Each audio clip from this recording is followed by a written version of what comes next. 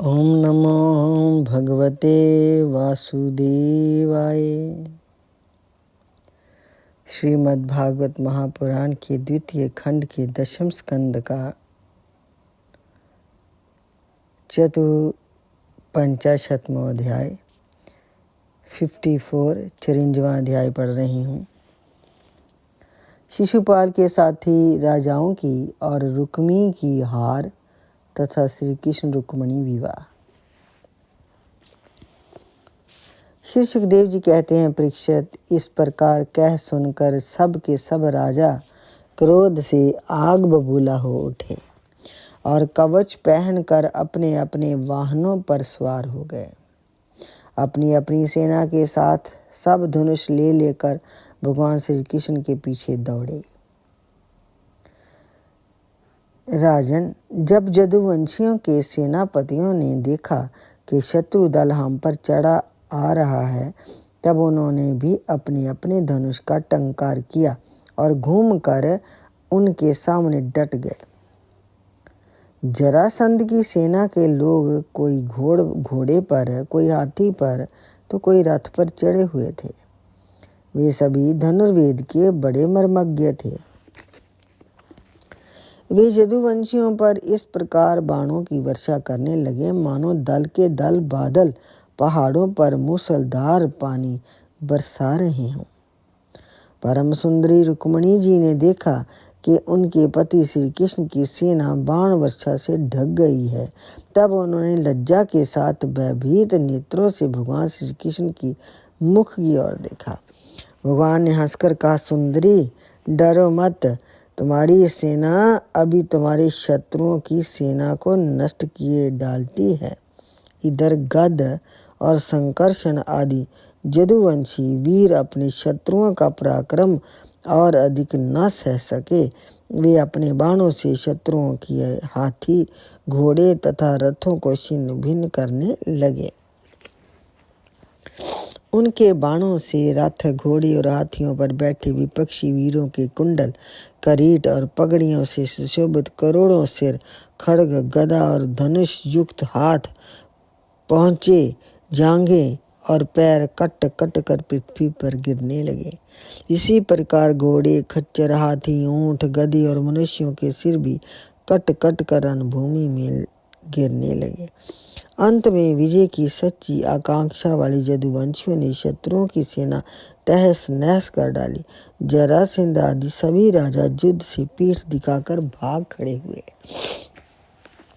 उधर शिशुपाल अपनी भावी पत्नी के छिन्न जाने के कारण मरणासन सा हो रहा था। ना तो उसके हृदय में उत्साह रह गया था और ना शरीर पर कांति। उसका मुख सूख रहा था। उसके पास जाकर जरासंध कहने लगा, शिशुपाल जी, आप तो एक श्रेष्ठ पुरुष हैं। ये उदासी छोड़ दीजिए, क्योंकि राजन, कोई भी बात सर्वदा अपने मन के अनुकूल ही हो या प्रतिकूल, इस संबंध में कुछ शिथिलता किसी भी प्राणी के जीवन में नहीं देखी जाती। जैसे कठपुतली बाजीगर की इच्छा के अनुसार नाचती है, वैसे ही ये जीव भी भगवत इच्छा के अधीन रहकर सुख और दुख के संबंध में यथाशक्ति चेष्टा करता रहता है। देखिए, श्री कृष्ण ने मुझे 23 अक्षौहिणी सेना के साथ सहस्त्र बार हरा दिया। मैंने केवल एक बार 18वीं बार उन पर विजय प्राप्त की थी। फिर भी इस बात को लेकर मैं ना तो कभी शोक करता हूँ तो ना कभी हर्ष, क्योंकि मैं जानता हूँ कि प्रारब्ध के अनुसार काल भगवान ही इस चराचर जगत को झकझोरते रहते हैं। इसमें संदेह नहीं कि हम लोग बड़े बड़े वीर सेनापतियों के भी नायक हैं। फिर भी इस समय श्री कृष्ण के द्वारा सुरक्षित जदुवंशियों की थोड़ी सी भी सेना ने हमें हरा डाला है। इस बार हमारे शत्रुओं की ही जीत हुई है, क्योंकि काल उन्हीं के अनुकूल था। जब काल हमारे दाहिने होगा, तब हम भी उन्हें जीत लेंगे।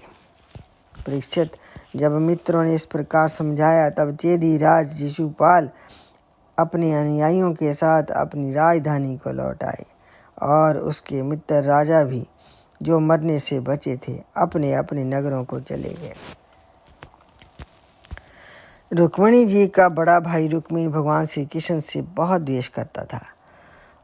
उसको ये बात बिल्कुल सहन न हुई कि मेरी बहन को श्री कृष्ण ले गया और राक्षस रीति से बलपूर्वक उसके साथ विवाह किया। रुक्मी बलि तो था ही, उसने एक अक्षौणी निशाना साथ ली और श्री कृष्ण का पीछा किया। महाभाव रुक्मी क्रोध के मारे जल रहा था। उसने कवच पहनकर और धनुष धारण करके समस्त नरपतियों के सामने ये प्रतिज्ञा की, मैं आप लोगों के बीच में ये शपथ करता हूँ कि यदि मैं युद्ध में श्री कृष्ण को ना मार सका और अपनी बहन रुक्मिणी को ना लौटा सका तो अपनी राजधानी कुंडनपुर में प्रवेश नहीं करूँगा। ये कहकर वे रथ पर सवार हो गया और सारथी से बोला, जहाँ कृष्ण हो वहाँ शीघ्र से शीघ्र मेरा रथ ले चलो। आज मेरा उसी के साथ युद्ध होगा। आज मैं अपने तीखे बाणों से उस खोटी बुद्धि वाले ग्वाले के बल वीर्य का घमंड चूर चूर करूँगा। देखो तो उसका सास वे हमारी बहन को बलपूर्वक ले गया।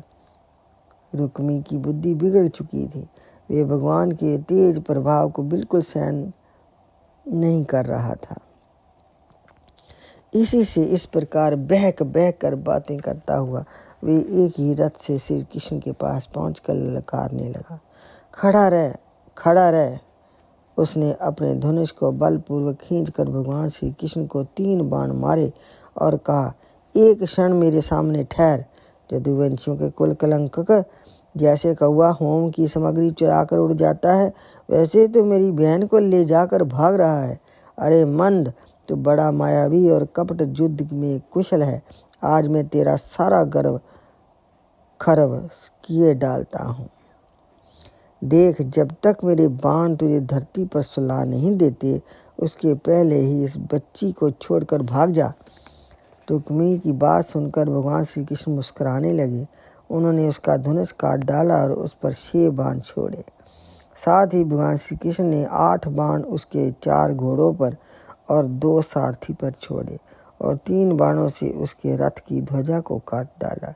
तब रुक्मिणी ने दूसरा धनुष उठाया और भगवान श्री कृष्ण को 5 बाण मारे। उन बाणों के लगने पर उन्होंने उसका वह धनुष भी काट डाला। रुक्मिणी ने इसके बाद एक और धनुष लिया, परंतु हाथ में लेते विनाशी अच्युत ने उसे भी काटा। इस प्रकार रुक्मिणी ने परिघ, पटिश, शूल, ढाल, तलवार, शक्ति और तोमर जितने अस्त्र शस्त्र उठाए, उन सभी को भगवान ने प्रहार के करने के पहले ही काट डाला। अब रुक्मिणी क्रोधवश हाथ में तलवार लेकर भगवान श्री कृष्ण को मार डालने की इच्छा से रथ पर कूद पड़ा और इस प्रकार उनकी ओर झपटा जैसे पतंगा आग की ओर लपकता है। जब भगवान ने देखा कि रुक्मिणी मुझ पर चोट करना चाहता है, तब उन्होंने अपने बाणों से उसकी ढाल तलवार को तिल तिल करके काटा और उसको मार डालने के लिए हाथ में तीखी तलवार उठा ली।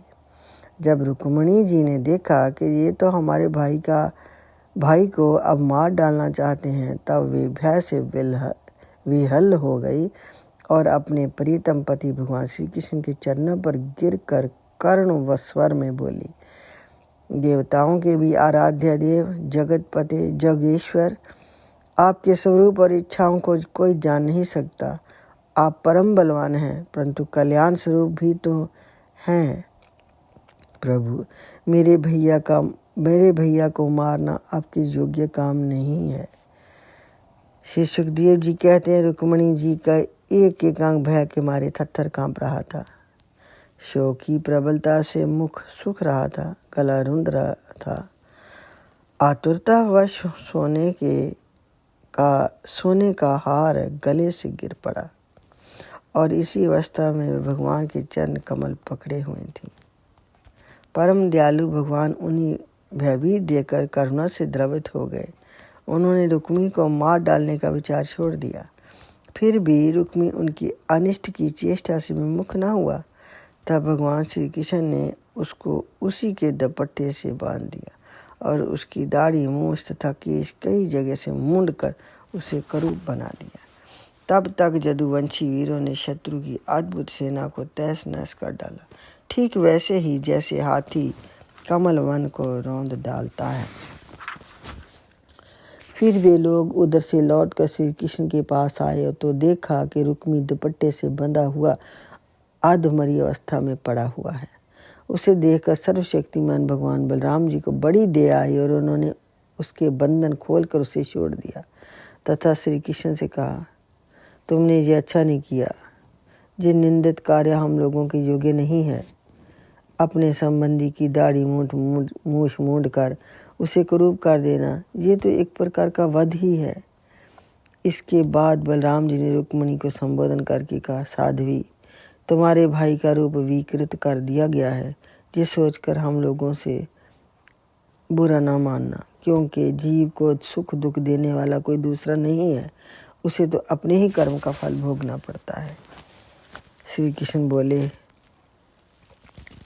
यदि अपना सगा संबंधी वध करने योग्य अपराध करे तो भी अपने ही संबंधियों के द्वारा उसका मारा जाना उचित नहीं है। उसे छोड़ देना चाहिए। वे तो अपने अपराध से ही मर चुका है, मरे हुए को फिर क्या मारना। फिर रुक्मिणी जी से बोले, साध्वी, ब्रह्मा जी ने क्षत्रियों का धर्म ही ऐसा बना दिया है कि सगा भाई भी अपने भाई को मार डालता है।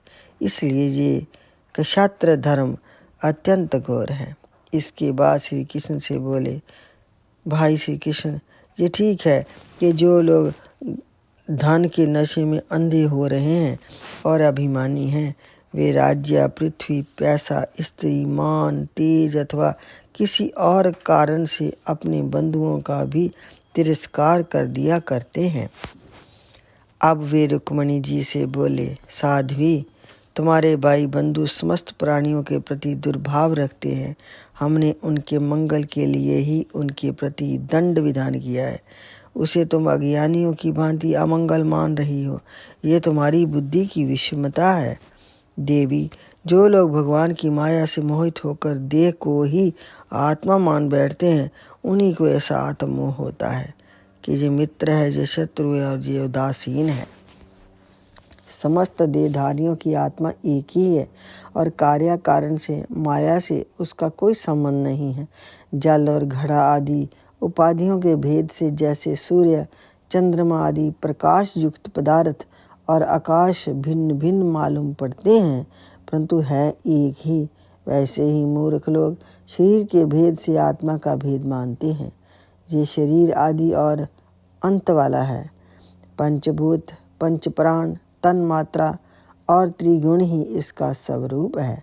आत्मा में उसके अज्ञान से ही उसकी कल्पना हुई है और वे कल्पित शरीर ही जो उसे मैं समझता है, उसको जन्म मृत्यु के चक्कर में ले जाता है। साध्वी, नेत्र और रूप दोनों ही सूर्य के द्वारा प्रकाशित होते हैं। सूर्य ही उनका कारण है। इसलिए सूर्य के साथ नेत्र और रूप का ना तो कभी भी योग होता है और ना संयोग। इसी प्रकार समस्त संसार की सत्ता आत्म सत्ता के कारण जान पड़ती है। समस्त संसार का प्रकाशक आत्मा ही है। फिर आत्मा के साथ दूसरे असत पदार्थों का संयोग या वियोग हो ही कैसे सकता है। जन्म लेना, रहना, बढ़ना, बदलना, घटना और मरना, ये सारे विकार शरीर के ही होते हैं, आत्मा के नहीं। जैसे कृष्ण पक्ष में कलाओं का भी क्षय होता है, चंद्रमा का नहीं। परंतु अमावस्या के दिन व्यवहार में लोग चंद्रमा का ही क्षय हुआ कहते सुनते हैं। वैसे ही जन्म मृत्यु आदि सारे विकार शरीर के ही होते हैं, परंतु लोग उसे भ्रमवश अपने आत्मा का मान लेते हैं। जैसे सोया हुआ पुरुष किसी पदार्थ के ना होने पर भी स्वप्न में भोगता, भोग्य और भोग रूप फलों का अनुभव करता है, इसी प्रकार अज्ञानी लोग झूठ मूठ संसार चक्कर का अनुभव करते हैं।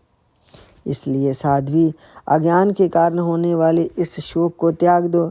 ये शोक अंतःकरण को मुरझा देता है, मोहित कर देता है। इसलिए इसे छोड़कर तुम अपने स्वरूप में स्थित हो जाओ। श्री सुखदेव जी कहते हैं, परीक्षित, जब बलराम जी ने इस प्रकार समझाया तब परम सुंदरी रुक्मिणी जी ने अपना अपने मन का मैल मिटाकर विवेक बुद्धि से उसका समाधान किया। रुक्मी की सेना और उसके तेज का नाश हो चुका था, केवल प्राण बच रहे थे। इसके चित्त की सारी आशा अभिलाषाएं व्यर्थ हो चुकी थी और शत्रुओं ने अपमानित करके उसे छोड़ दिया था। उसे अपने विरूप किए जाने की कष्टदायक स्मृति भूल नहीं पाती थी। अतः उसने अपने रहने के लिए भोजकट नाम की एक बहुत बड़ी नगरी बसाई।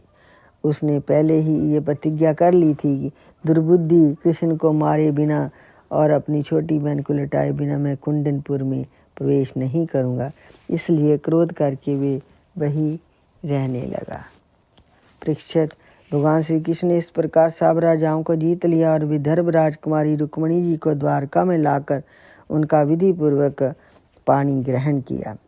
हे राजन, उस समय द्वारकापुरी में घर घर बड़ा ही उत्सव मनाया गया। क्यों न हो, वहाँ के सभी लोगों का जदुपति श्री कृष्ण के प्रति अनन्य प्रेम था।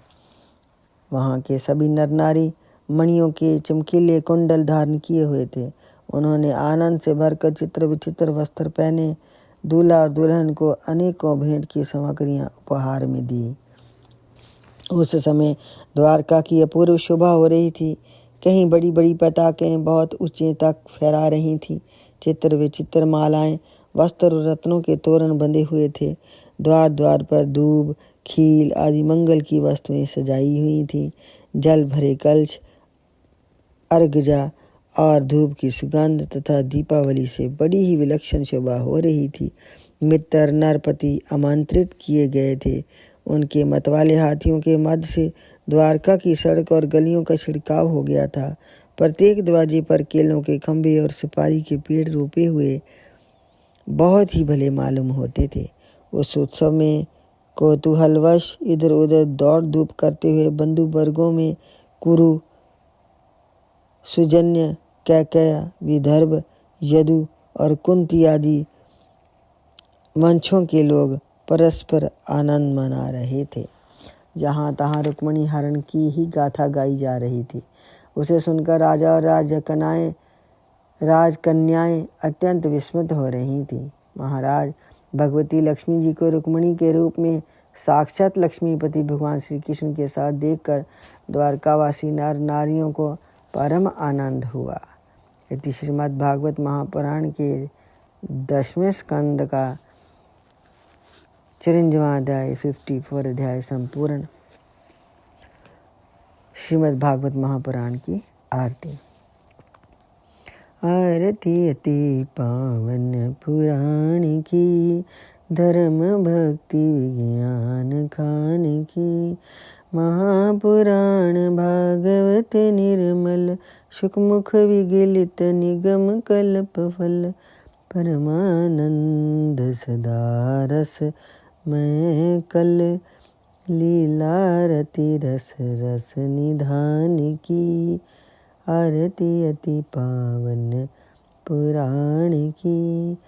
कलिमलि मथनी त्रिताप निवारणी, जन्म मृत्यु में भव भय हारणी। सेवत सतत सकल सुख कारणी, सम औषधि हरि चरित गान की। आरती अति पावन पुराण की। विषय विलास विमोह विनाशनी, विमल विराग विवेक विकासनी। भगवत तत्व रहस प्रकाशनी, परम ज्योति परमात्म ज्ञान की। आरती अति पावन पुराण की। परमहंस मुनि मने उल्लासनी, रसक हृदय रस रास विलासनी। भुक्ति मुक्ति रति प्रेम सुदासनी, कथाया कंचन प्रिय सुजान की। आरती अति पावन पुराण की, धर्म भक्ति विज्ञान खान की। ओम नमो भगवते वासुदेवाय।